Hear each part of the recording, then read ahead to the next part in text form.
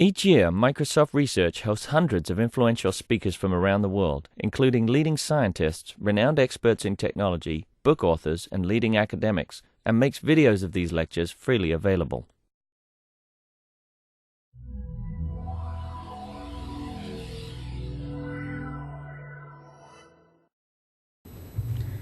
Thank you for coming. I'm happy to have Brian this afternoon talking about his part of his thesis work and work that he presented last year at ICML is part of this talk, and he won a Best Student Paper award for that. He is a graduate student at University of Texas at Austin, and he's actually here this summer working with us on SDPs and indexing documents and stuff like that. So if you have any questions about his talk, you can feel free to email him and walk up to him and talk to him after the talk or meet up with him later.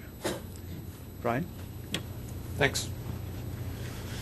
So this is joint work with two people at University of Texas, Inderjit Dhillon, who's my advisor, and Yuqiang Guan, who just graduated UT and is now at Microsoft. He's in the MSN Search group. So the title of the talk is Graph Cuts Without Eigenvectors, and I should probably clarify that a little bit. The kind of graph cuts that I'm going to talk about are, in particular, spectral graph cuts, so things like normalized cut and ratio cut. So I'm not going to be talking about max cut, min cut, those sorts of things. So this is really a talk about clustering,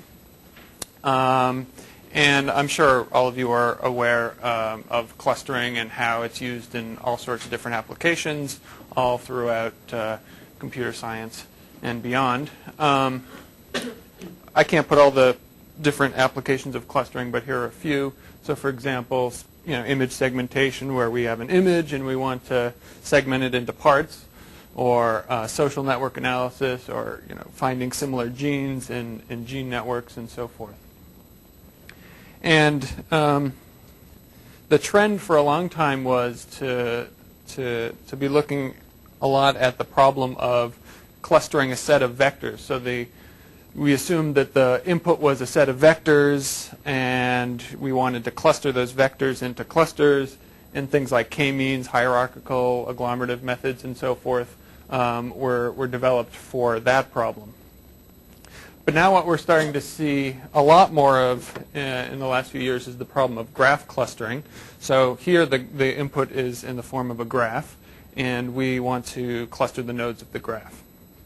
And in fact, all the problems I just mentioned on the previous slide can be thought of as graph clustering problems.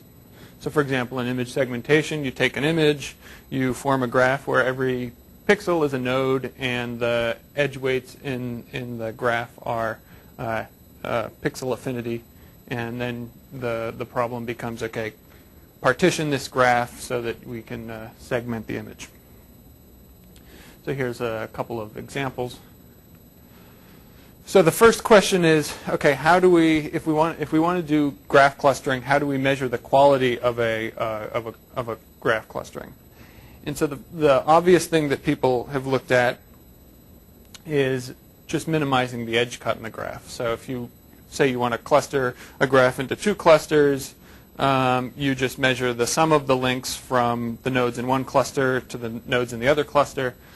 That's called the edge cut, and that's something people have looked at, but it leads to very skewed clusterings. So for example, you can have a single node that gets put into a cluster, and then the edge cut is very low if you just chop that node off. So what people did to fix that problem was they looked at minimizing the edge cut with respect to constraints on the size of the clusters. So you say you want to minimize the edge cut, but you want to have all the cluster sizes be the same, for example. And this was big in circuit partitioning, where you knew what the sizes of the clusters are when you start. But in most problems, like gene clusters, clustering and image segmentation and so forth, you don't of course, know what the cluster sizes are in advance. So this isn't really natural. So what's been done a lot in the past few years is they've looked at these so-called spectral clustering objective functions, which are other edge cut objective functions. So I put two of them here, normalized cut and ratio cut, although there are others as well. And in normalized cut, what we're doing is, so in this case, so VI is the set of nodes in cluster I, and V is the set of all nodes.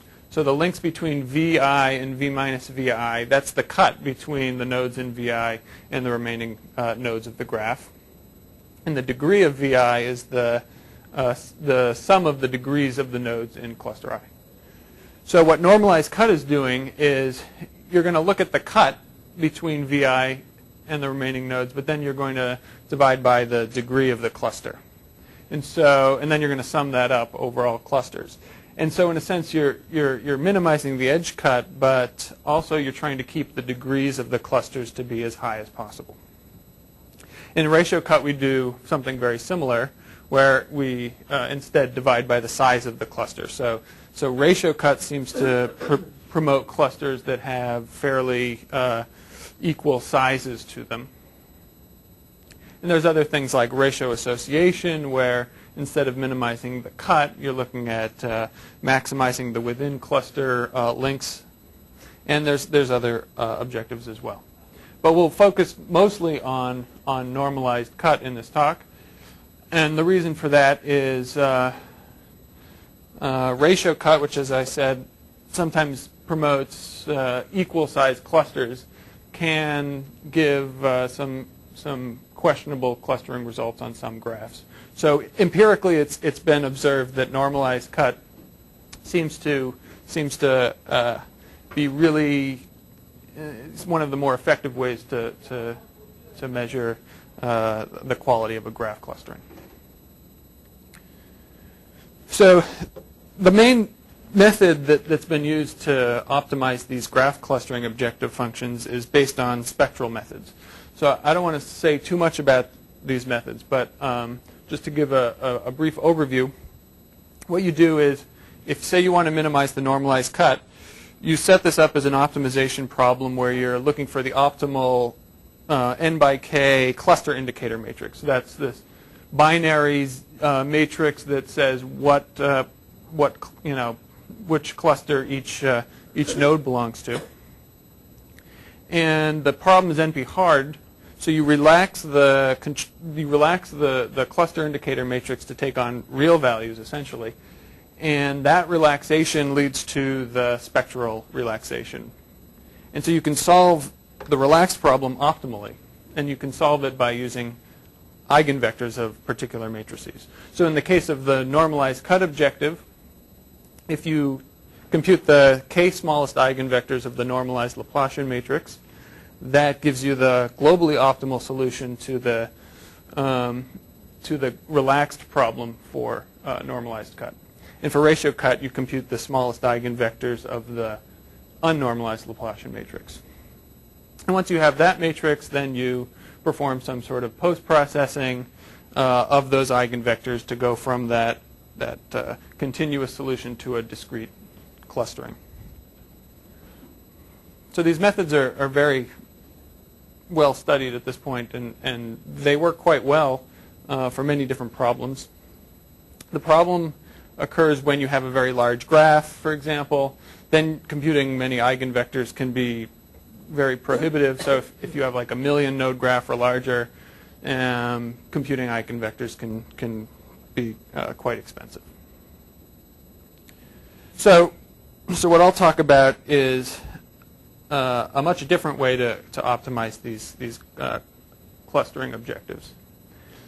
And in particular, the goal is to design some sort of clustering algorithm that minimizes these cuts but doesn't use this relaxation technique. So we're not going to rely on convex relaxation.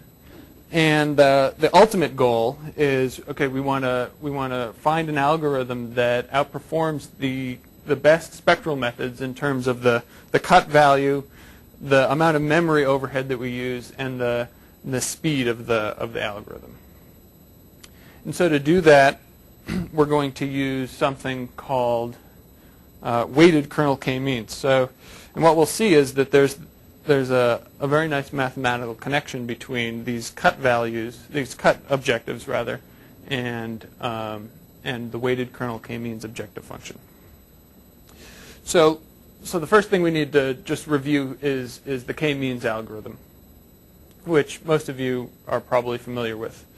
In k-means, you're assuming that you have a set of vectors. You want to cluster it into k clusters. And so you start with some initial clustering.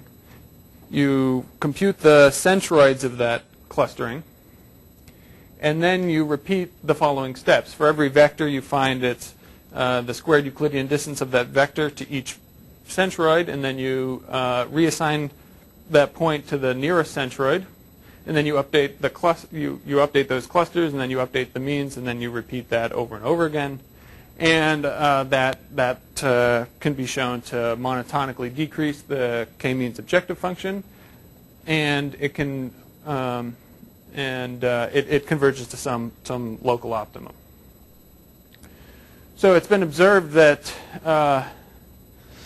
that the k-means algorithm is kernelizable, and what I mean by that is if we expand the definition of the distance between a point and its centroid using the definition of the centroid and the definition of squared Euclidean distance, we get this somewhat more complicated expression.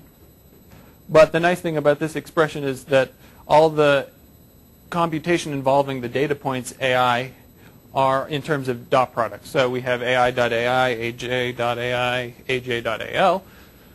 So this leads to what's known as the kernel k-means algorithm, where we assume instead of our data coming in the form of a set of vectors, we're instead given a matrix that tells us the dot products between the points. So that's the kernel matrix. And if we have that as our input, we can still run a k-means, except now we call it kernel k-means, and the distance computation is done using the kernel matrix. So it's exactly the same as k-means, except for that change. And also, we don't have to compute the cluster centroids anymore because it's all encoded in this distance computation. So that's kernel k-means. And what we'll actually need to do is generalize this a little bit more. And we'll need to introduce a weight on every point. And now instead of computing the distance from a point to its mean, we're going to compute a distance from a point to its weighted mean. And so that leads to the weighted kernel k-means algorithm. And you can show that, that this algorithm, just like k-means, it monotonically decreases the weighted kernel k-means objective function, and it converges to some local optima. So here's the objective function behind weighted kernel k-means. We're trying to minimize the sum over all points of the weighted squared Euclidean distance between the point and its weighted mean. So it's just like k-means, except now we have the weight, and now we have this phi to sort of represent that we're doing things in the kernel space that are input of the kernel matrix. So if you do some linear algebra here, you can rewrite this objective function as a trace maximization problem. So this is what you end up getting. You end up getting that weighted kernel k-means objective is equivalent to maximizing trace of y transpose gamma 1/2 k, gamma 1/2 y. So k is that kernel matrix. Gamma is a diagonal matrix that has the weights of the nodes of your graph, or of your points rather, and y is a cluster indicator matrix that's been normalized so that it's orthonormal. So it becomes an optimization problem now over y, the cluster indicator matrix. Now, as I mentioned, when we think about the spectral solutions, we're also you also write those as optimization problems over cluster indicator matrices. So as it turns out, there's this theoretical equivalence which says that all the spectral objective functions that I talked about can actually be seen as special cases of this trace maximization problem. And the way you do that is you have to, first you rewrite the graph cut problems as trace maximization problems, and then you have to show an equivalence. So in the case of normalized cut, it's been shown that the normalized cut objective can be written as a maximization of trace of y transpose d minus 1/2 a d minus 1/2 y. And so now, and actually in this case, A is the adjacency matrix of the graph, and D is a diagonal matrix of node degrees. So to see that these two are equal, we have to determine, okay, how do we set K and how do we set gamma so that the two are mathematically equivalent? And then we'll have shown that the two objective functions are the same. So here's how we actually do that. This chart says, okay, what we have to do for each of these spectral clustering objective functions, how we have to set the weights for the nodes, and how we have to set the kernel matrix so that weighted kernel k-means is mathematically equivalent to whatever the corresponding graph clustering objective function is.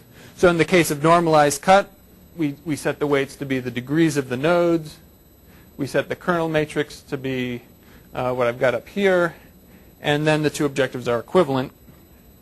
So that means we can run weighted kernel k-means. And every iteration, where the normalized cut in the graph will decrease and will converge at some local optimum of the normalized cut objective function. So the obvious implication here is that, well, we can minimize these graph cuts without ever having to worry about computing eigenvectors, which makes the algorithms much faster than spectral methods. So if we focus on the normalized cut objective, what happens if you take the weighted kernel k-means algorithm and you feed it in the weights for normalized cut and the kernel matrix for normalized cut, you end up getting an algorithm that you can express simply as a graph theoretic algorithm. So here's what weighted kernel k-means looks like in the case of minimizing the normalized cut. You start with some initial clusters, and then for every node in all clusters you compute this argmin thing. It's basically the distance between every node and every cluster. It's analogous to, that squared Euclidean distance term in k-means. And then you update the clusters. And you repeat steps 2 and 3 over and over again until you converge to some local optimum. And as it turns out, you can do step 2 in order e time e is the number of edges. So it's actually quite efficient. And you can implement this in about 10 or 15 lines of MATLAB. Yeah. One way people speed up k-means or very large data sets and also get better results is using the Queen's algorithm, the online version of k-means. Is there an equivalent where you just essentially, instead of changing all of the cluster assignments for all the points, you do them one at a time? Is there some online version of weighted kernel k-means to repeat that too?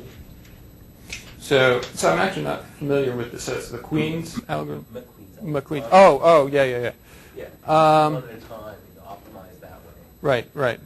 You should be able to do an analogous thing here, although that's not really something that I've given a lot of thought to. But yeah, I don't see why you wouldn't be able to do that. You just do compute that thing once for Yeah. every node and then just update. Right. Yeah, you could certainly do that. I don't know what the theoretical properties of that algorithm are, but There are some proofs about it. yeah. You showed that the objective functions are the same, but the eigenvector one finds the global minimum and this one finds a local minimum. Is that right? Am I understanding that right? No, that's not right. So the eigenvector-based approach is first you relax the problem and then you use eigenvectors. So you're not solving for the globally optimal solution in spectral methods. Yeah. So whatever solution you get in the spectral is not actually the global solution. It's an NP-hard problem. So Right. So both of these methods, in some sense, are finding some sort of local solution. Yeah. I missed something in the previous slide. There is the sigma there. Can you talk more about that? Okay. Yeah. I sort of ignored that. So the reason we have this sigma is so in order for the kernel k-means algorithm to decrease monotonically at every iteration, k has to be positive semi-definite.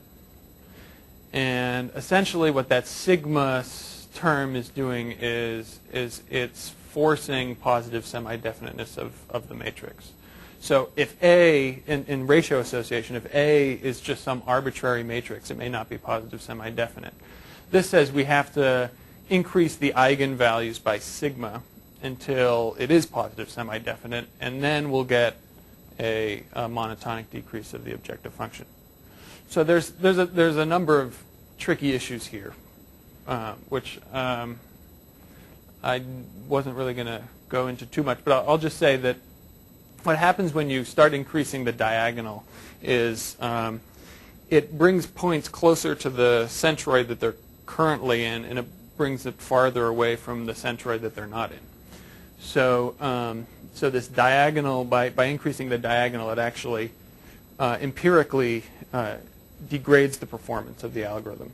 So what we've actually found is that in just about all practical cases, we can ignore this sigma term and just run it on, so in the case of normalized cut, just form d minus 1a, d minus 1.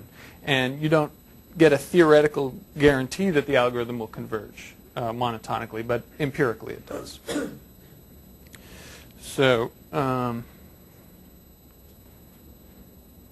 so that's the normalized cut algorithm. And so as I said, it's very fast. But if you actually run this thing and you compare it to spectral methods, it is faster, and it uses less memory overhead. But in terms of quality, the algorithm is not nearly as good as spectral methods. And the reason is that you know, if you've used kernel, or if you've used k-means before, you know that k-means is sensitive to initialization. It falls into poor local optima, et cetera, et cetera. And this algorithm has the same problem. I mean, it's just essentially k-means in graph space. So this simple algorithm doesn't produce lower cut values than the spectral algorithm in general. So what we need to do is we need to make this a little bit more complicated, and we need to do a little bit more work to get this to outperform spectral methods. And so the idea that we had was based on programs like MEDIS and Choco, which are these multi-level graph partitioning algorithms.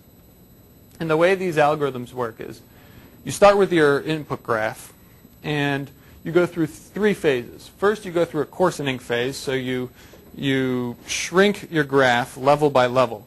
And at every level, you're merging nodes to form a smaller graph. So you shrink and you shrink and you shrink, and then eventually you get to some small graph. And then you do some clustering of that graph. And then you go through what's known as the refinement phase, where you uncoarsen level by level. And you take the clustering from the previous level, you propagate that up, and then you refine it, and then you propagate that clustering up and refine it, and so on, until you get to the top level, and then you refine at your top level, and that's your final clustering. So programs like MEDIS looked at this sort of approach for minimizing the edge cut with respect to cluster size constraints, which I mentioned at the beginning of the talk. What we're going to do is use a very similar approach, except that at the refinement stage, where we're at every level taking some clustering and improving it, we're going to use weighted kernel k-means in the algorithm that I just introduced. So here's a little bit more in terms of what's going on here. So in the coarsening phase, as I said, you're creating a smaller and smaller graph at every iteration. And what we do is we follow the approach of MEDIS, which is do something sort of quick and dirty, just to coarsen the graph. And so we have this greedy heuristic that does a simple pass through the nodes and merges some nodes together based on edge cuts and so forth. And we have different heuristics for different graph cuts and so forth. So that's the coarsening phase. And then you get to this base clustering, this small graph that you want to cluster. And in general, there's lots of different ways you could do this phase. And we tried all sorts of algorithms. For example, you could use what Metis does, which is something called a region growing algorithm. You could do a random clustering, which isn't really a good idea. You could do spectral methods at this level because the graph is so small that spectral methods are not expensive. And we invented some of our own techniques to get this initial clustering. And then the refinement phase, as I mentioned, we're going larger and larger, uncoarsening level by level. And here's where we use the weighted kernel k-means algorithm. And we do all sorts of little things to optimize this algorithm. We implement local search to improve the weighted kernel k-means algorithm, for example. And but essentially, the main idea is right here. And so we call this algorithm GraClus, and it's actually available on the web. And so let's look at some experimental results of this thing. So what we did was we compared GraClus against the best spectral algorithm we could find, which in this case was what's known as the Yuqiang multi-class spectral clustering algorithm. We implemented both algorithms in C, and we compared normalized cut values for varying numbers of clusters. We also looked at computation time, which I'll talk about in a minute. And so for the case of this gene network, which is a fairly small network, this is just to give you an idea of what's going on here. You can see that in all cases, GraClus gets a lower cut value, or less than or equal to the cut value of spectral. Whoops. And this is just sort of a plot of what the clustering actually looks like. On the left, you have the SPI plot of the gene network before you cluster. On the right, you have the plot of the network after you rearrange the rows and columns based on the clustering.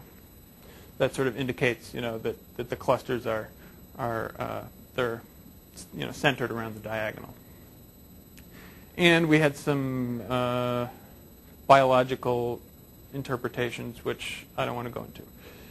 So now let's look at a larger graph. So we downloaded the IMDb data set, this Internet Movie Database data set. So this contains about 1.5 million nodes of actors and actresses in movies, and essentially it's a bipartite graph where you connect an actor to the movies that he or she has been in. And so we clustered this bipartite graph. So in a sense, we're doing co-clustering here because we're clustering both actors and actresses and movies. But that's not important. Just think of this as a big graph. And so in this case, what we found is that the spectral method, up to about 32 clusters, it does fine and it can compute and everything. When you get it to about 64 clusters, that's when you run into trouble. And the reason is the computation time starts becoming very high, and the amount of memory overhead starts becoming very high. So storing 64 eigenvectors of a 1.4 million node graph was too much on the machine that we were running on. So in the examples where we could run GraClus and spectral, we see that the normalized cut is lower for GraClus in 3 of the 5 examples, and then the computation time, I think, is the more interesting thing here. So GraClus is going along at 34, 35, 40, 50 seconds, but spectral goes up to close to 6,000 seconds for 32 clusters. We also ran this thing for 5,000 clusters, so we could generate some small clusters that we could just take a look at present some anecdotal evidence of what was going on here. And to do that in spectral would have required about 24 gigabytes to store all of those eigenvectors. So, but here's an example of one of the clusters containing Harry Potter and all the movies and the actors in Harry Potter. So one of the things that we're looking at now is in image segmentation, which I mentioned earlier on, where you're trying to segment an image into parts. And normalized cut is one of the main methods for image segmentation, and it's used quite a bit. But what you have to do in spectral methods, generally, if you have a large image, say like 1 megapixel image or something, you do some sampling on the pixels because you can't run spectral on a million node graph. So you do sampling and other techniques to shrink the image down. Grackless, on the other hand, doesn't require that to be done. So a lot of people have become interested in using this for image segmentation. So that's something we're trying to sort of tune specifically for image segmentation. And other problems like image clustering. So if you have a database of images and you want to do some sort of retrieval engine or something, and you want to cluster images together, there's something called the pyramid match kernel that computes the similarity between images, and then you can think of that as then a clustering problem. And so that's another thing we're looking at as well. And speech segmentation is another area where you have these very, very, very large graphs. If you have some audio input with 7 people talking or something, and you want to segment out each speaker, normalized cut's been used there, and again that ends up leading to this huge graph that you have to cluster. And spectral methods they work well, but they're very, very slow on this kind of data. So let me also present just a few benchmark graph results. So we looked at about 50 or 100 different graphs from various applications, and we did the same kind of test where we looked at computation time and running time, comparing grackless with spectral. And so the computation time, what we have is spectral is the dark blue bar, and then we have different variants of grackless based on how we do initial clustering and so forth. And the computation time on the left is for or normalized cut on the left and ratio association on the right, and there's no real comparison there. In terms of quality, on the left is the normalized cut. And so we scaled everything, so the red line gives the results of the spectral. So spectral is scaled to all give the sort of the same result. And then, so what this says is, because we're trying to minimize the normalized cut, anything below that red line means that grackless is doing better. And on the right, because we're maximizing ratio association, anything above the red line means that grackless is doing better. So for all but a couple cases, grackless does better than the spectral algorithm. And then another thing we were interested in is just comparing the computation time to METIS. So a lot of people use METIS because it's very fast, and you can run it on graphs of 10, 100 million nodes. So what we found is that roughly speaking, grackless scales pretty comparably with METIS. So we looked at 2 variants of METIS, 2 variants of grackless, and grackless sort of fell in between the two.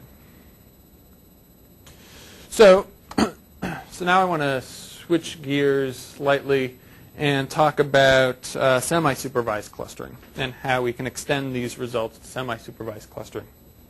So I've been talking so far about the problem of normalized cut and ratio cut and so forth. These are unsupervised clustering objective functions.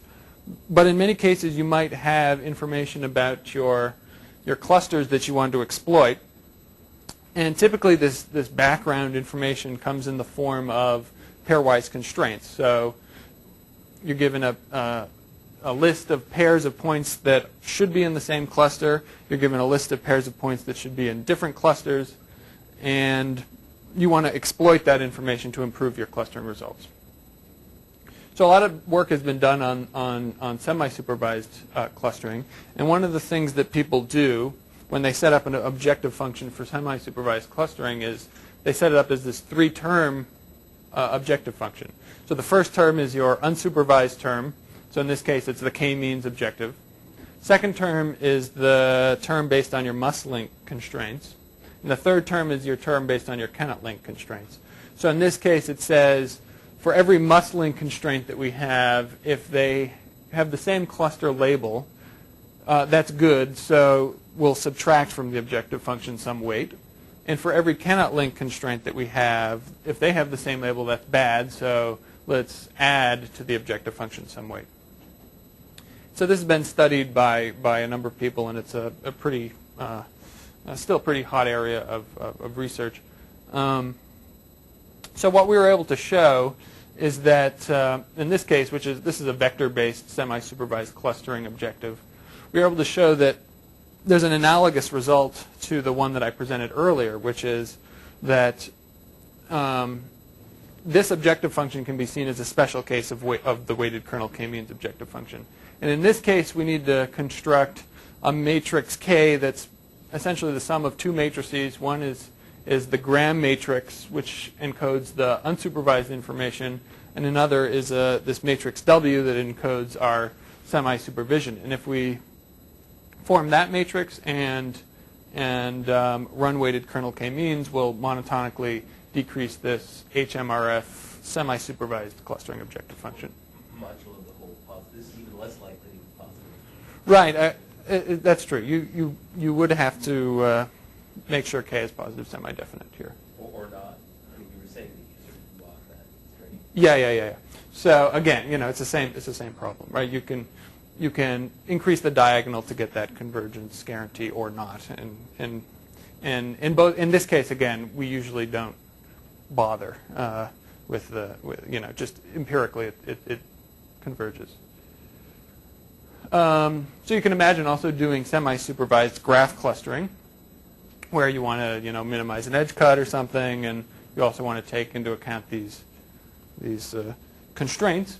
And so you could do the same sort of thing, where you have a normalized cut objective function, but then you have 2 additional terms based on must links and cannot links. And so we set up this semi-supervised normalized cut objective function.